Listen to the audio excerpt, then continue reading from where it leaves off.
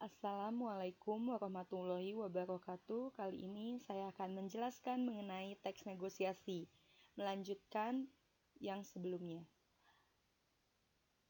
Teks negosiasi yang akan kita bahas kali ini meliputi struktur dan kaidah kebahasaannya. Struktur negosiasi secara umum meliputi pembuka, isi, dan penutup. Hanya saja struktur tersebut mulai berkembang menjadi struktur-struktur lain yang lebih rinci lagi. Tipe struktur yang pertama yaitu ada orientasi, pengajuan, penawaran, persetujuan, dan penutup. Orientasi ini pengenalan, biasanya isinya berupa salam atau sapaan. Kemudian ada pengajuan, berarti salah satu pihak mulai mengutarakan keinginannya. Di poin ketiga ada penawaran, berarti pihak lain itu mulai menawar dari apa yang telah diajukan sebelumnya. Yang keempat itu ada persetujuan.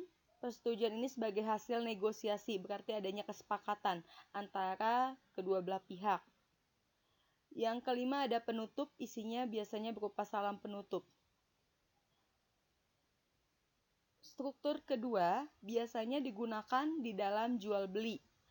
Hampir sama dengan struktur satu, hanya ada sedikit penambahan saja. Yang pertama ada orientasi. Orientasi ini sama dengan di struktur satu, isinya pengenalan berupa salam pembuka atau sapaan. Yang kedua adalah pengajuan. Pengajuan di sini adalah ketika pembeli mulai menanyakan barang atau produk kepada pihak si penjual.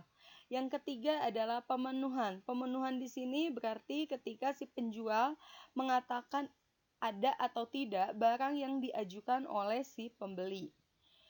Kemudian yang keempat adalah penawaran. Ini adalah proses tawar-menawar antara penjual dan pembeli. Yang kelima adalah persetujuan, kesepakatan antara penjual dan pembeli. Yang keenam adalah pembelian, prosesnya saat si pembeli menyerahkan uang kepada si penjual. Kemudian ada penutup, biasanya berisi salam penutup.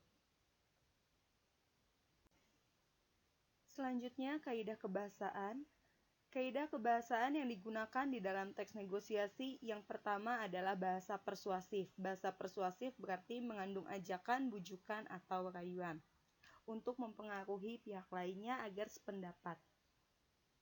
Selanjutnya ada deklaratif. Deklaratif ini adalah kalimat yang berisi pernyataan atau berita. Kemudian ada konjungsi atau kata penghubung. Yang keempat adalah kalimat efektif. Meskipun di dalam teks negosiasi tidak harus menggunakan kalimat yang baku, namun kalimat tersebut tetaplah harus efektif. Hal ini dimaksudkan agar apa yang hendak disampaikan oleh satu pihak itu dapat diterima sesuai dengan apa yang ingin dia sampaikan oleh pihak yang lainnya. Karena kalau bahasanya tidak efektif, bahasanya muter-muter ke sana kemari, otomatis pihak lainnya itu tidak dapat menangkap maksud dari apa yang disampaikan. Kemudian berisi pasangan tuturan. Pasti di dalam negosiasi ini ada pasangan tuturan. Kalau ada salam pembuka, pasti ada salam penutup. Ada pengajuan, pasti ada penawaran, seperti itu. Ada penjualan, pembelian. Kalimat imperatif. Kalimat imperatif ini adalah kalimat perintah. Selanjutnya adalah pronomina. Pronomina ini adalah kata ganti. Kata ganti di sini ada kata ganti benda, kata ganti tempat, dan kata ganti orang atau personal.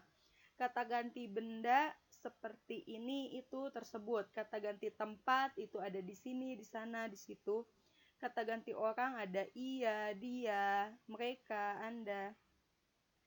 Kemudian menggunakan kalimat langsung. Ciri dari kalimat langsung biasanya ditandai dengan adanya tanda petik atau tanda kutip.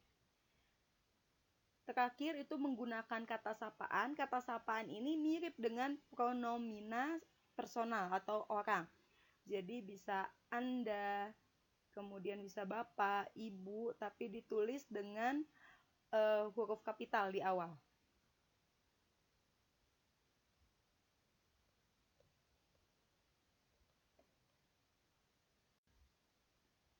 Menyusun teks negosiasi ini ada beberapa langkah. Yang pertama kita harus mengidentifikasi permasalahan apa yang akan dinegosiasikan. Tentunya pasti ada masalahnya.